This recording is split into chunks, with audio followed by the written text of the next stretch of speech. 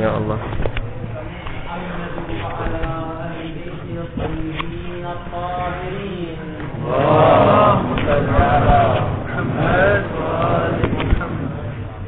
الاشتراك اللفظي.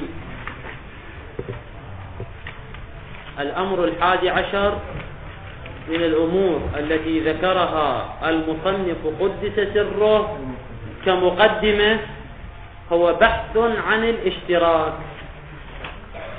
ونطرح في المقام عدة أسئلة ونجيب عنها تباعا. أما السؤال الأول فهو بمثابة المقدمة للمطلب: ما هو المراد من الاشتراك اللفظي؟ الجواب: اللفظ إذا قسناه إلى المعنى فلا يخلو من 4 حالات.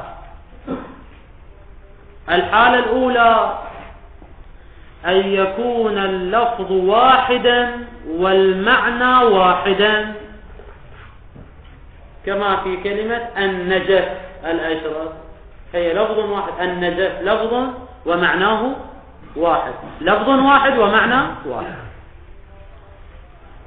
ثانيا أن يكون اللفظ متعددا والمعنى متعددا أيضا، كما في لفظ الأرض، السماء، الملائكة، ألفاظ متعددة ومعاني متعددة، وهذه الألفاظ المتباينة.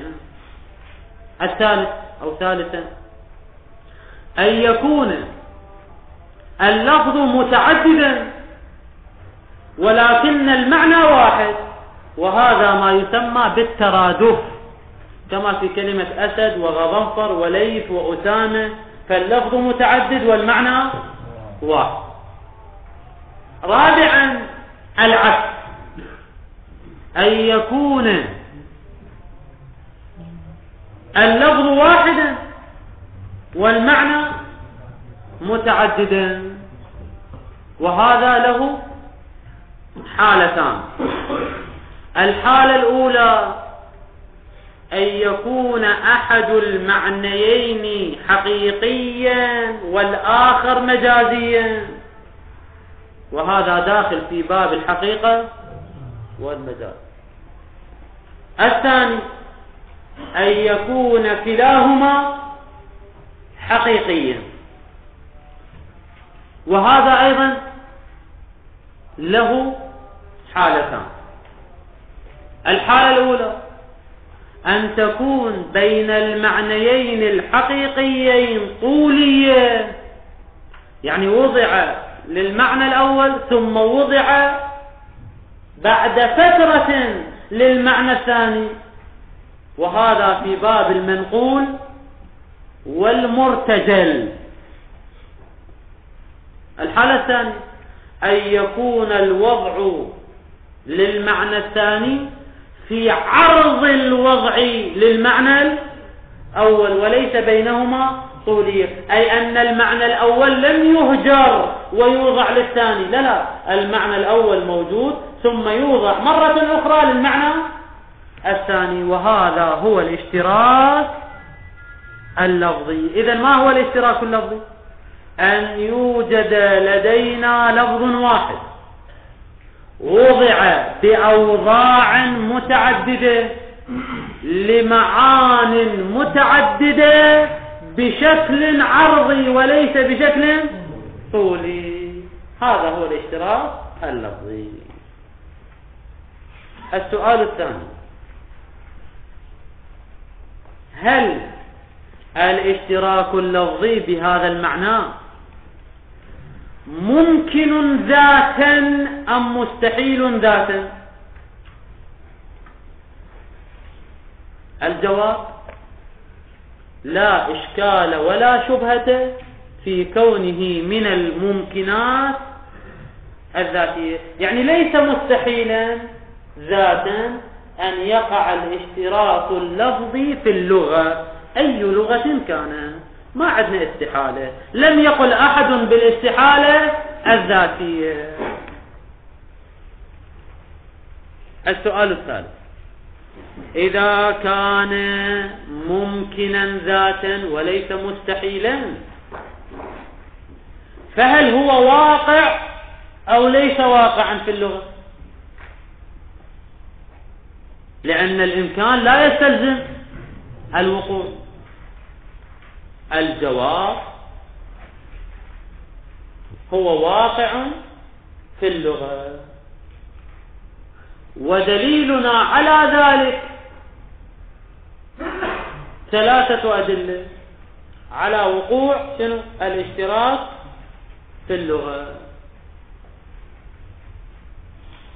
سيأتي بيانها بعد قليل. الأدلة سيأتي بيانها بعد قليل في بيان النظريات ال4 في المقام. إذن هو واقع وليس واقع؟ واقع لأدلة سيأتي ذكرها. زين. السؤال الرابع: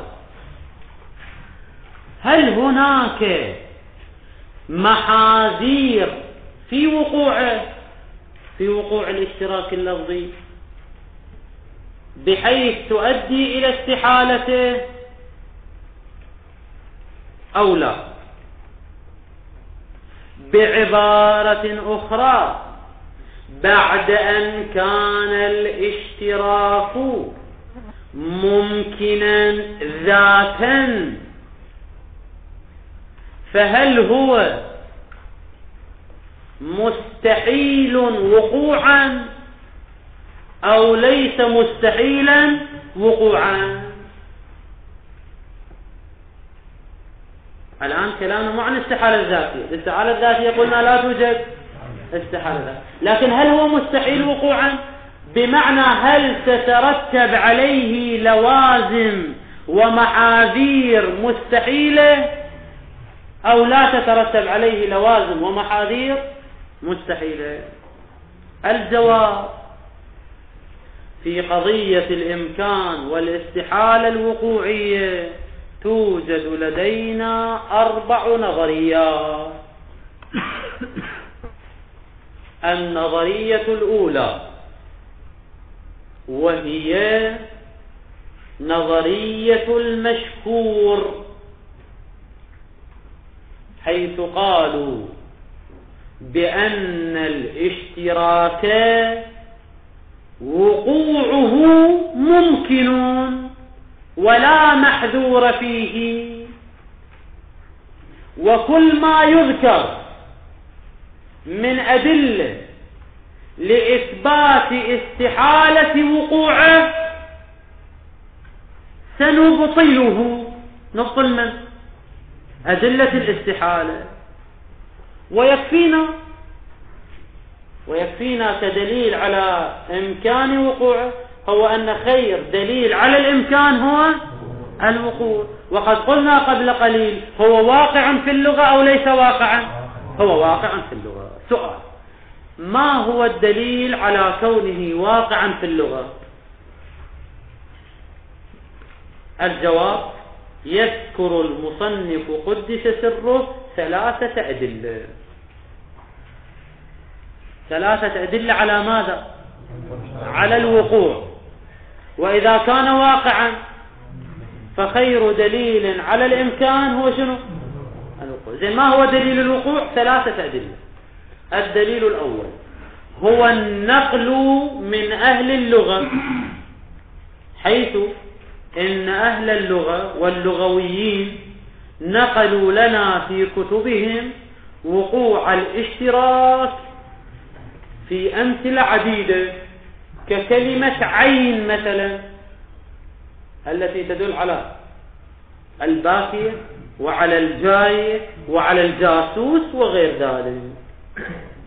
فنقل أهل اللغة دليل على وقوع الاشتراك في اللغة. هذا الدليل الأول. نقل أهل اللغة يثبت لنا الاستعمال للوقت. أحسن، سنشكل عليه، أبين هذا الإشكال. زين. الدليل الثاني التبادر،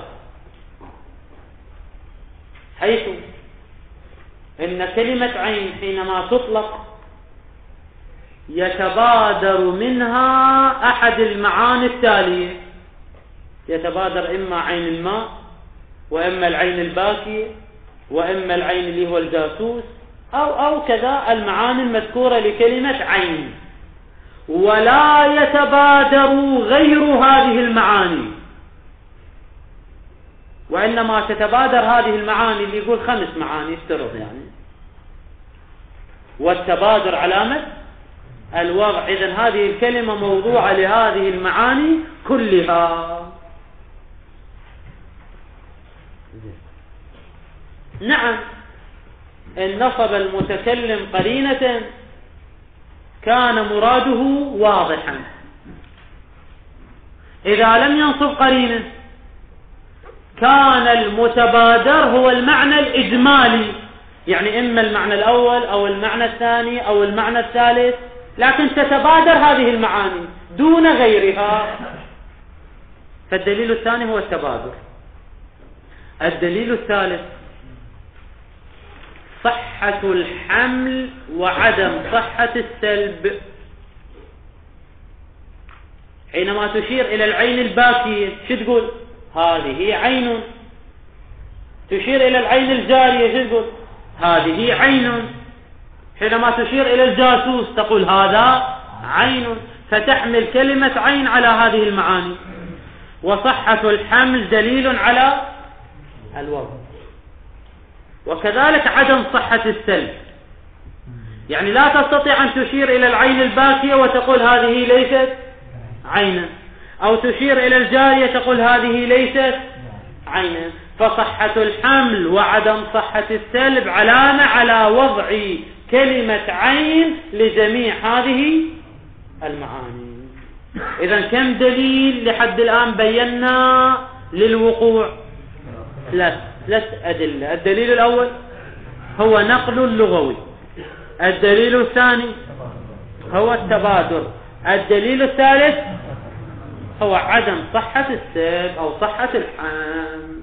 هذه أدلة تدل على الوقوع. وإذا كانت لدينا أدلة على الوقوع، إذن الوقوع ممكن أم مستحيل؟ ممكن، لأن أدل دليل على الإمكان هو الوقوع. هذه النظرية الأولى. نقرأ هذه النظرية الأولى.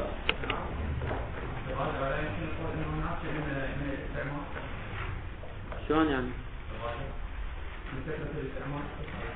إذا كثرة الاستعمال إذا صار وضع بسبب كثرة الاستعمال. إذا كثرة الاستعمال أدت إلى التبادر يعني هذا صار وضع تعيني، ونصل إلى نفس النتيجة، يعني يوجد وضع. 11 في الاشتراك. الحق وقوع الاشتراك. هذا اللي سألنا أنه هل هو واقع أو ليس واقعا؟ الاشتراك واقع في اللغة. ما هو دليله؟ 3 أدلة. للنقل، يعني شنو النقل؟ النقل اللغوي.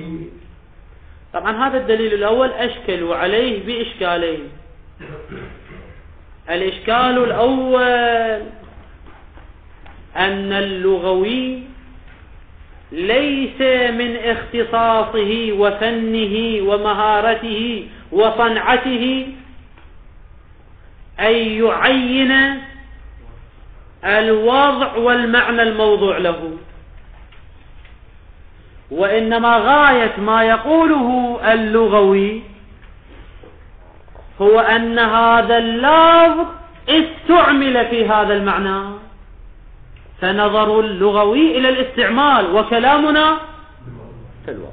هذا أولا. ثانيا الآخوند قدس سره آمن كما تقدم سابقا بأن قول اللغوي بما هو لغوي حجة أو ليس حجة؟ ليس حجة. قال قول اللغوي ليس حجة، وإذا لم يكن حجة فكيف نستدل بنقله وكلامه؟ هو أصلا الآخوند يقول ليس بحجة، فكيف يستدل بقول اللغوي؟ هذا الدليل الأول.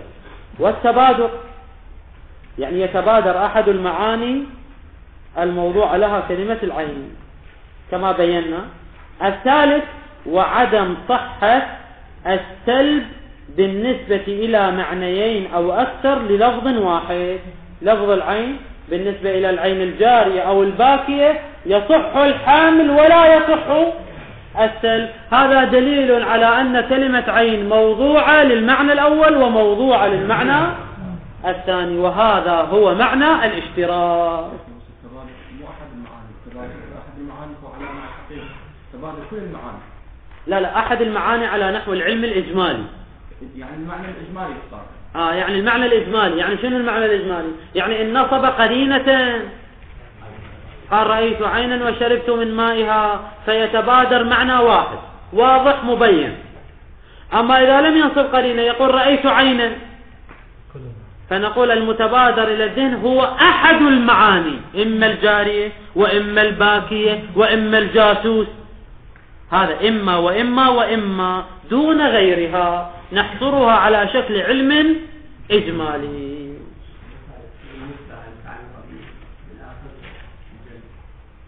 بلي يمكن إرجاحها طبعا إلى الأمرين.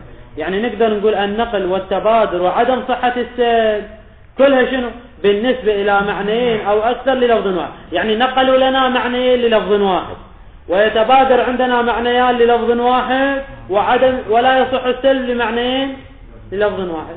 ويمكن إرجاحها إلى الثالث، المعنى واحد لا يتغير. هذا بالنسبة إلى النظرية الأولى وهي نظرية المشهور. النظرية الثانية ما ذهب إليه بعض، وهذا القول شاذ ونادر، نسب إلى تغلب وإلى البلخي وغيره، مجموعة يعني قلائل بعدد الأفراد تنسب إليهم هذه النظرية، وهي القول بأن الاشتراك اللفظي في اللغة محال. مو محال ذاتا، قلنا لم يقل أحد باستحالته ذاتا، لا محال وقوعا، وقوعه مستحيل. لماذا؟ وذلك لأنه يؤدي إلى الإجمال، والإجمال يتنافى مع حكمة الوضع، لأن حكمة الوضع ما هي؟ إفادة المعاني وبيانها للمستمع. وبينما في المشترك اللفظي حينما نقول عين السامع يبقى متحيرا والكلام يبقى مجملا، وهذا يتنافى مع حكمة الوضع، ولذلك هو مستحيل. إن قلت نستطيع أن ندفع الإجمال بالقرينة، أن ينصب المتكلم شنو؟ أن ينصب المتكلم قرينة، وإذا نصب قرينة يتضح المعنى ولا إجمال. الجواب قالوا القرائن في الأعم الأغلب هي قرائن خفية لا يعتمد عليها في بيان المعنى، بل يبقى المعنى مجملا. هذه هي النظرية الثانية. المصنف يجيب عن هذه النظرية بجوابين، يعني نقدر نرجع كلامه إلى جوابين. الجواب الأول: لا نلتزم بوجود الإجمال، وذلك لأن الإجمال يمكن رفعه بالقرائن، والقرائن من قال لكم هي في الأعم الأغلب خفية؟ لا، القرائن واضحة جلية، فنعتمد على القرائن الواضحة الجلية، وإذا اعتمدنا عليها فلا إجمال، وإذا كان لا إجمال فلا تقع المنافاة مع حكمة الوضع. هذا أولا. ثانيا حتى لو سلمنا الإجمال أو الإهمال، من قال لكم إن الإجمال يتنافى مع حكمة الوضع؟ بل قد يكون أحيانا الإجمال والإهمال هو عين الحكمة، كما في مصلحة التدرج في بيان الأحكام التي ذكرناها سابقا.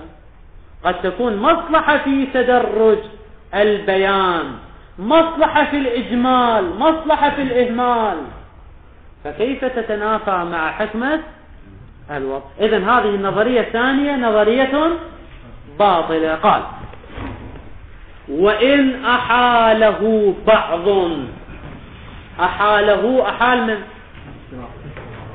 وقوع الاشتراك. طبعا ليش قال وإن؟ لأن هو شنو قال؟ الحق وقوع الاشتراك، هاي النظرية الأولى. النظرية الثانية وإن أحاله بعض، حيث ذهب البعض إلى استحالة وقوع الاشتراك. زين، ما هو دليلهم على الاستحالة؟ لإخلاله، إخلال من الاشتراك بالتفهم أو الإفهام. طبعا التفهم تقدر تشيلها، لإخلاله بقصد الإفهام والتفهيم المقصود من الوضع، يعني يؤدي إلى الإجمال، والإجمال يتنافى مع حكمة الوضع. زين، إن قلت نعتمد على القرائن، وإذا اعتمدنا على القرائن لا يوجد إجمال، الجواب شنو؟ لخفاء القرائن، يعني القرائن وإن كانت موجودة لكنها في الأعم الأغلب خفية. هاي النظرية الثانية. الجواب: لمنع، طبعا سياق العبارة ايش راح يصير؟ الحق وقوع الاشتراك وإن أحاله بعض. لماذا وإن أحاله بعض مع ذلك هو يقع؟ وذلك لأن دليل الاستحالة باطل. ما هو الرد على دليل الاستحالة؟ قال: أولا لمنع الإخلال. يعني شنو لمنع الإخلال؟ يعني الاشتراك لا يؤدي إلى الإجمال المؤدي إلى الإخلال بحكمة الوضع، لا، وإنما نعتمد على القرائن الواضحة الجلية فلا يحصل الإجمال. لمنع الإخلال بالتفهم المقصود من الوضع، هذا أولا. لماذا نمنع الإخلال؟ لأنه أصل لا إجمال. لماذا لا إجمال؟ لإمكان الاتكال على القرائن الواضحة. القرائن كثيرة واضحة، كيف تقولون هي قرائن خفية؟ زين. ثانيا ومنع كونه، كون الاشتراك المؤدي إلى الإجمال، حتى لو قلنا يؤدي إلى الإجمال فهو لا يخل بالحكمة. ومنع كون الاشتراك المؤدي إلى الإجمال مخلا بالحكمة. ثانيا، هذا الرد الثاني. لماذا؟ لتعلق الغرض بالإجمال أحيانا كمصلحة التدرج في بيان الأحكام الشريعة في صدر الإسلام. إذن هاي النظرية الثانية باطلة. النظرية الثالثة التفصيل. نقول نفصل بين القرآن وبين غيره من الكلام. نقول أما غير القرآن فالاشتراك واقع فيه ولا إشكال فيه. أما القرآن الكريم فوقوع الاشتراك فيه مستحيل. لماذا؟ وذلك لأن القرآن الكريم هو كلام الله سبحانه وتعالى، وحينما يأتي المولى سبحانه وتعالى بلفظ مشترك فلا يخلو عن حالتين: إما أن ينصب قرينة، وإما أن لا ينصب قرينة. أكو احتمال ثالث بعد؟ ما أكو احتمال ثالث. لو ينصب قرينة لو ما ينصب قرينة. فإن كان ينصب قرينة فهذا تطويل بلا طائل، يعني أن يأتي بلفظ مشترك ثم ينصب قرينة على معنى، هذا تطويل، والتطويل يخالف الحكمة. التطويل بلا طائل لا يصدر من الحكيم. بإمكانه أن يستفيد من لفظ واضح، وهو يا لفظ اللفظ الذي ليس مشتركا. لماذا يأتي بلفظ مشترك ثم يذكر قرينة؟ هذا تطويل بلا طائل،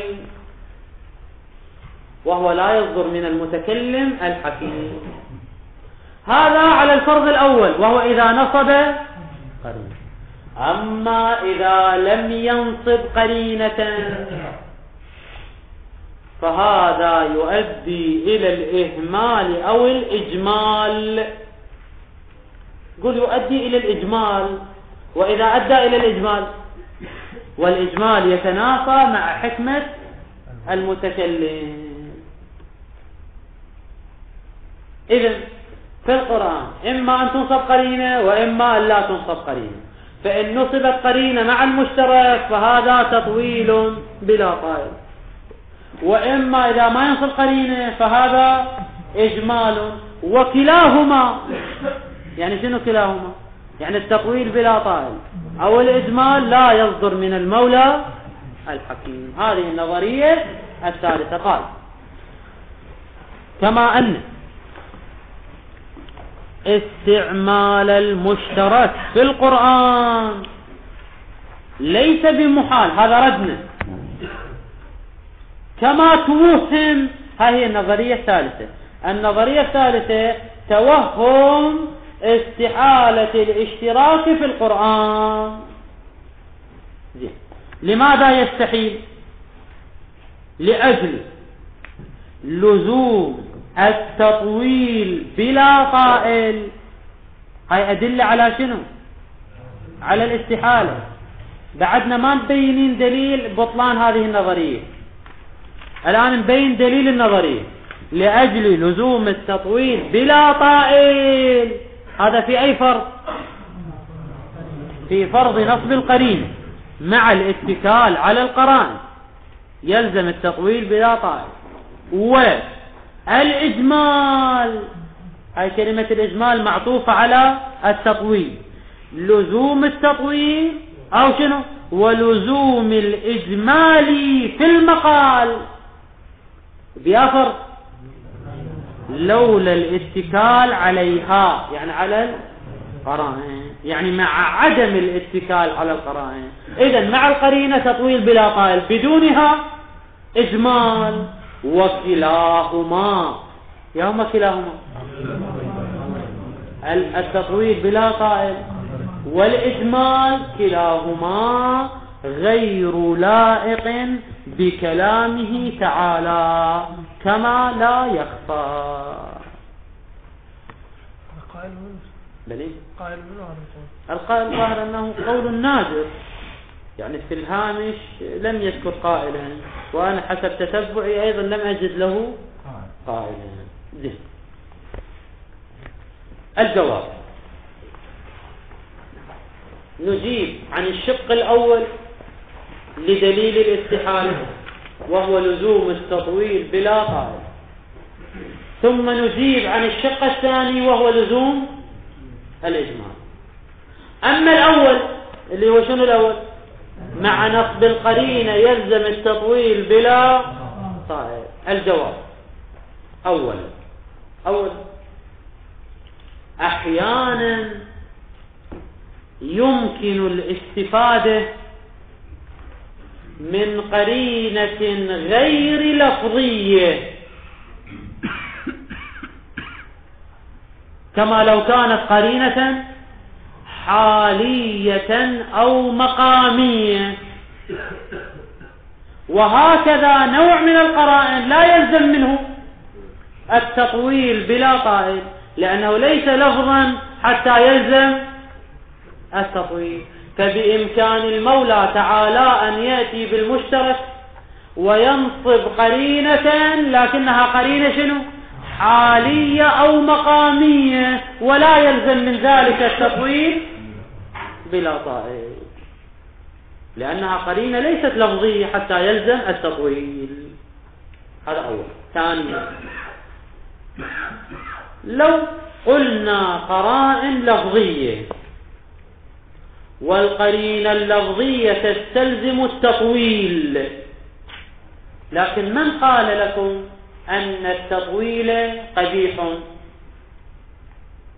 قد يكون التطويل في الكلام جميلا ومحبوبا، كما إذا كان الكلام مع المعشوق والمحبوب، يقولون إطالة الكلام شنو؟ حسنة ولطيفة وجيدة وليست قبيحة. وعلى هذا يحمل قوله تعالى: وما تلك بيمينك يا موسى. هو السؤال سهل يسير، ما تلك بيمينك يا موسى؟ هو شنو جاوب؟ هي عصاي أتوكأ عليها وأهش بها على غنمي ولي فيها مآرب أخرى. هذا الكلام كله غير مراد من الله سبحانه وتعالى، لكن موسى أراد أن يطول الكلام، لأن إطالة الكلام مع المحبوب أمر جميل وجيد وليس أمرا قبيح. فنقول حينئذ نصب القرينة اللفظية وإن أدى إلى التطويل، لكن هذا التطويل لا يكون دائما قبيحا، بل قد يكون شنو؟ محبوبا وجيدا وحسنا. زين، هذا واضح إن شاء الله. زين، قال وذلك، هذا الرد. أي وذلك تعليل، هذه كلمة وذلك تعليل لقوله في البداية: كما أن استعمال المشترك في القرآن ليس بمحال. هو شنو قال؟ ليس بمحال. أول مرة بين دليل الاستحالة، ثم بين لماذا ليس بمحال، لأن دليل الاستحالة مردود بكلا شقيه. أما الشق الأول لعدم لزوم التطويل فيما كان الاتكال على حال أو مقال. إذا اعتمد على قرينة حالية أو مقامية، اتركنا هسه من المقالية. إذا اعتمد على قرينة حالية فيوجد تطويل أو لا يوجد تطويل؟ لا يوجد. زين، إذا كانت القرينة مقال لفظية يلزم التطويل أو لا يلزم؟ يلزم التطويل، لكنه ليس بقبيح. لماذا ليس بقبيح؟ لأنه قد يكون التطويل مع محبوب ولا يكون قبيحا. من جهة أخرى نضيف إضافة جديدة، وهي أنه تطويل الكلام قد يكون له هدف آخر، لأن القرينة ليس دائما حينما يؤتى بها دورها مجرد توضيح ذي القرينة، بل قد يراد منها شنو؟ بيان معنى آخر، كما في قوله تعالى: عيني يشرب بها عباد الله، أو يشرب منها عباد الله. المهم التردد مني، منها أو بها. زين، المهم فهنا عين كلمة مشتركة، يشرب منها أو بها، هذه قرينة على كون العين ماذا؟ هي عين ما. لكن هذه القرينة لها فائدة أخرى، وهي بيان حال المؤمنين في الجنة، وهي أنهم يشربون من هذه العين. فالآية لا تريد أن تنصب القرينة لبيان أن العين جارية فقط وفقط، وإنما تريد بيان معنى آخر، وهو وصف حال أهل الجنة، وأنهم يشربون دائما من هذه العين. فهذه الإطالة فيها فائدة أو ليس فيها فائدة؟ فيها فائدة، وهي وصف لحال أهل الجنة، وهذا ليس تطويلا بلا طائل، بل هو تطويل لهدف ولبيان مطلب جديد. لذلك يقول: لعدم لزوم التطويل فيما كان الاتكال على حال، وكذلك شنو؟ أو كان الاتكال على مقال، يعني قرينة لفظية، لكن أتي به يعني بالمقال والقرينة اللفظية لغرض آخر، اللي هو مثال عينا يشرب بها عباد الله، اللي هو الغرض الآخر ما هو؟ بيان حال أهل الجنة وأنهم يشربون من هذا الماء، فلا يلزم التطويل بلا طائل. هذا رد على الشق الأول. زين، أما الرد على الشق الثاني اللي هو شنو الشق الثاني؟ مع عدم نصب القرينة يؤدي إلى الإجمال وهو ينافي الحكمة. الجواب: أولا قلنا قبل قليل الإجمال قد يكون هو عين الحكمة ولا يتنافى مع الحكمة، كما لو تعلق الغرض بالإجمال وترتبت عليه مصلحة كمصلحة التدرج في بيان الأحكام في صدر الشريعة الإسلامية، فالإجمال ليس قبيحا دائما. ثانيا، هذا الإجمال هو واقع في القرآن لا محالة، لأن القرآن ماذا يقول؟ منه أو فيها آيات محكمات وأخر متشابهات، فالقرآن الكريم ينص على وجود المتشابه في القرآن، فتكون هذه النظرية كأنها اجتهاد في قبال القرآن ينص على وجود المتشابه. أنت تأتي وتقول لا، الاشتراك يؤدي إلى الإجمال والإجمال مستحيل لا يقع في القرآن. القرآن يصرح أنه واقع فيه. قال: ومنع، عطف على قوله وذلك لعدم لزوم التطويل ومنع كون الإجمال غير لائق بكلامه تعالى. لماذا؟ مع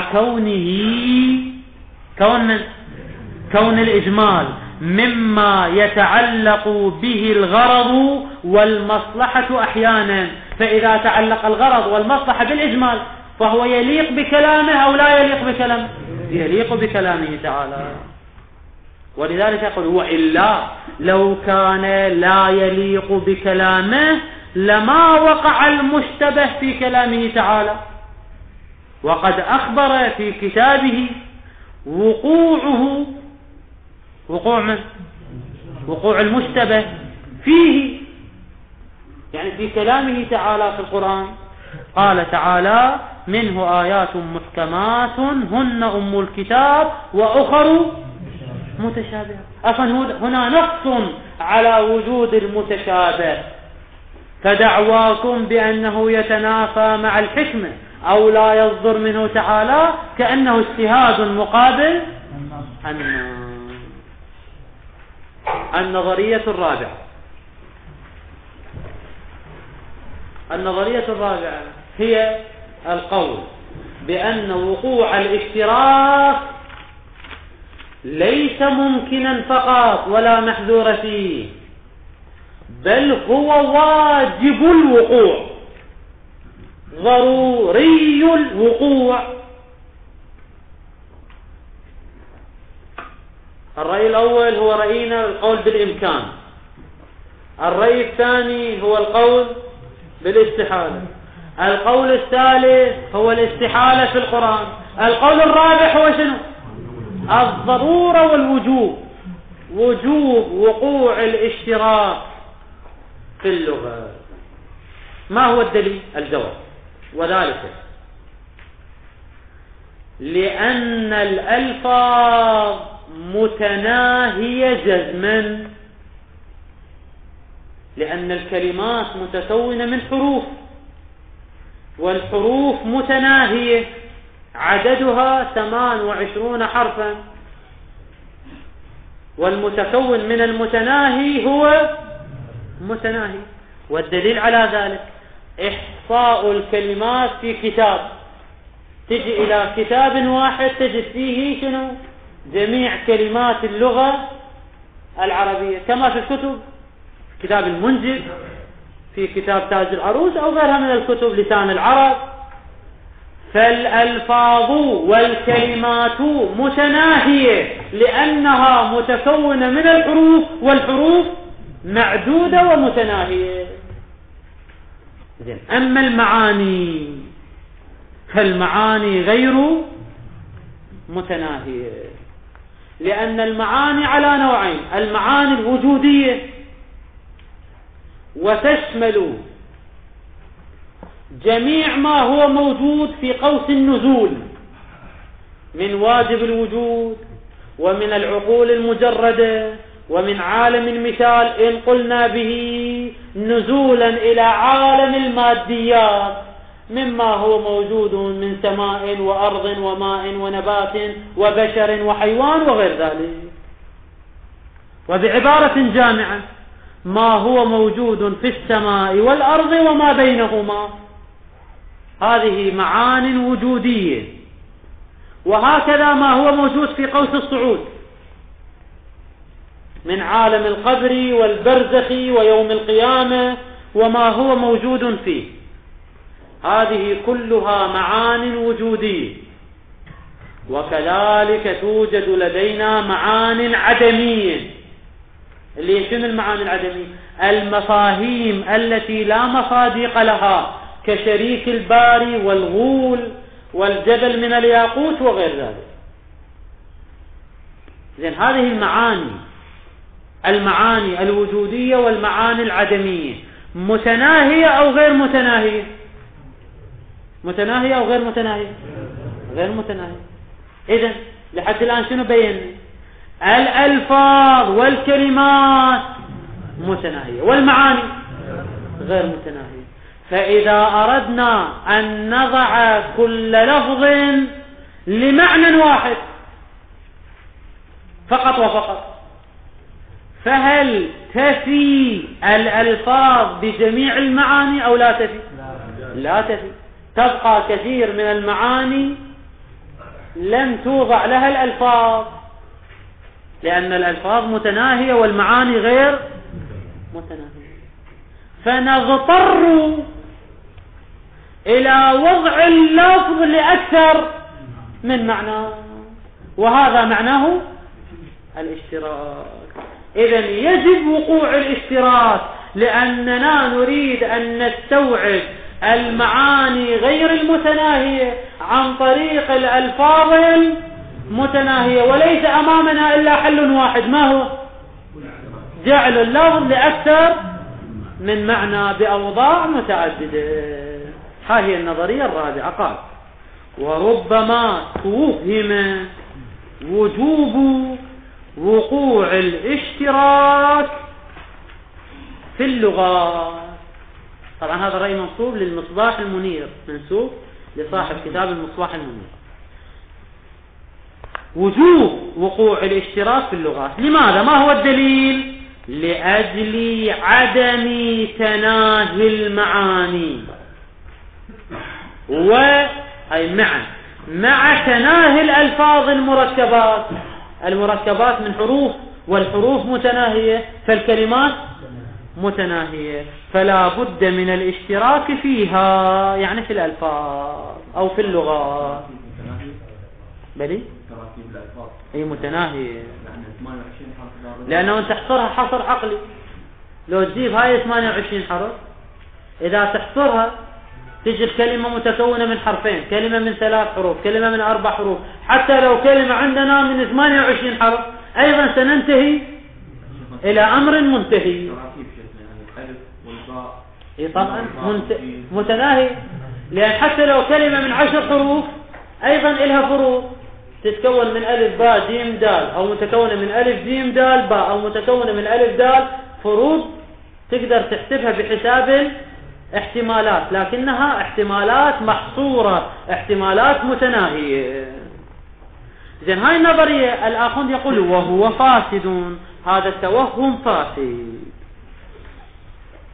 وذلك لردود 4. الرد الأول هذا الكلام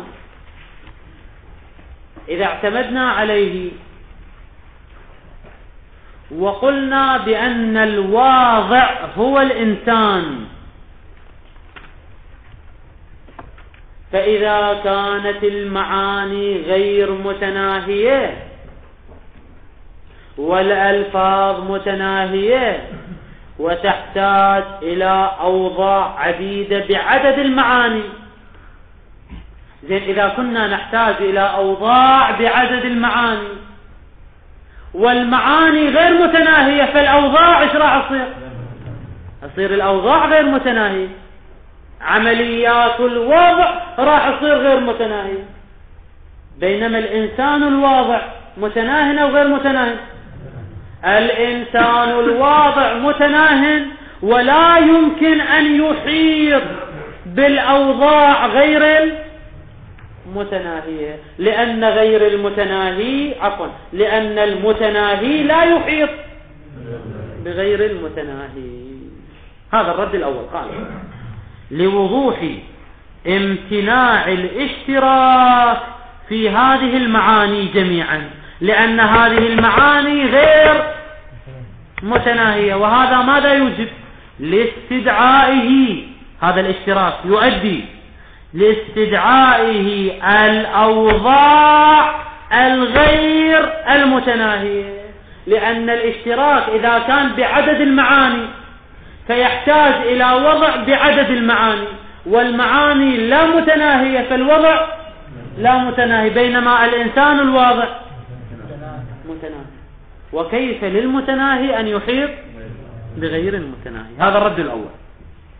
الرد الثاني، لو سلمنا بأن الأوضاع غير المتناهية ممكنة، كما لو افترضنا أن الواضع هو الله سبحانه وتعالى وليس هو الإنسان، زين الله سبحانه وتعالى متناهي أو غير متناهي؟ غير متناهي، فهو يحيط بالأوضاع غير المتناهية، فالاشتراك هنا مستحيل لو ممكن. نقول لا يرد عليه الإشكال الأول، لأن الله سبحانه وتعالى وهو الواضع يحيط بغير المتناهي، ولكن نقع في محذور آخر، وهو أن وضع الألفاظ لجميع هذه المعاني غير المتناهية يلزم منه العبث واللغو. لماذا؟ لأن المستعمل لهذه الألفاظ هو الإنسان، والإنسان في مقام الاستعمال يحتاج إلى أوضاع متناهية أوضاع غير متناهية، يحتاج إلى أوضاع متناهية، وما زاد على ذلك يكون عبثا ولغوا، وهو لا يصدر من المولى سبحانه وتعالى. قال ولو سلم، يعني شنو سلم؟ سلم كون الاشتراك وإن أدى إلى الأوضاع غير المتناهية هو ممكن، لأن المولى هو الواضع وهو غير متناهي. يقول لم يكد يجدي إلا في مقدار متناهي، يعني في المقدار المتناهي فيه فائدة، أما ما زاد على ذلك يكون لغوا وعبثا وهو لا يصدر من المولى. الرد الثالث، الرد الأول والثاني يبتني على كون المعاني غير متناهية. الرد الثالث يقول لا، المعاني متناهية. ليش المعاني متناهية؟ لأننا لا ننظر إلى المصادق، وإنما ننظر إلى الكليات والطبائع، والكليات والطبائع متناهية أو غير متناهية؟ الكليات والطبائع في عالم الوجود متناهية وليست غير متناهية. أما الأفراد ومصادق الكليات والطبائع وإن كانت غير متناهية، لكن الوضع لا يقع للأفراد وإنما الوضع للكليات، فالاشتراك هو وضع للكليات والكليات متناهية، فلا يرد الإشكال. الثالث، الرد الثالث مضافا إلى تناهي المعاني الكلية. المعاني الكلية متناهية، من قال لكم هي ليست متناهية؟ زين، إن قلتم الجزئيات غير متناهية، وجزئياتها هذا مبتدأ، وجزئياتها يعني جزئيات هذه المعاني الكلية وإن كانت غير متناهية إلا أن وضع الألفاظ بإزاء من؟ بإزاء كلياتها يغني عن وضع لفظ بإزائها. إزاء من؟ بإزاء الجزئيات. إلا أن وضع الألفاظ، اسم أن كلمة وضع، أن وضع الألفاظ بإزاء كلياتها يغني، هاي خبر إن، يغني عن وضع لفظ بإزاء الأفراد. إذن الوضع علما للكليات، والكليات متناهية، فكيف تقولون أن المعاني غير متناهية؟ لا، المعاني متناهية. الرد الرابع كما لا يخفى.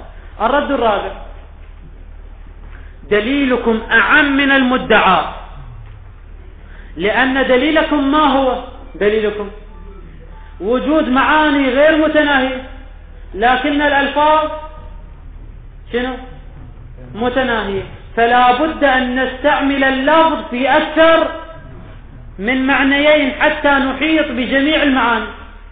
نقول الجواب: هذا أعم من الاشتراك، لأن إطلاق اللفظ على أكثر من معنى لا يختص بباب الاشتراك، وإنما يمكن تطبيقه في باب المجاز. المجاز أيضا اللفظ يستعمل في أكثر من معنى، لأن الإطلاق أعم من الحقيقة. فدليلكم غاية ما يثبت أن اللفظ له أكثر من معنى، لكن هذا ليس معناه الاشتراك، يمكن أن يكون له أكثر من معنى من باب المجاز. قال: مع أن المجاز باب واسع، فيمكن الاستفادة من المجاز لاحتواء المعاني المتعددة، ليس الطريق منحصرا بالاشتراك. فهم لعله إشارة إلى أن المجاز ليس بابا واسعا، لأنهم حددوا المجاز بوجود 25 نوع علاقة من أنواع العلاقة، وهو محدود. ونحن قلنا يشترط في المجاز استحسان الطبع، وكثير من المعاني المجازية لا يستحسنها، فليس هو مجالا واسعا. والحمد لله رب العالمين، وصلى الله على محمد وآله الطاهرين.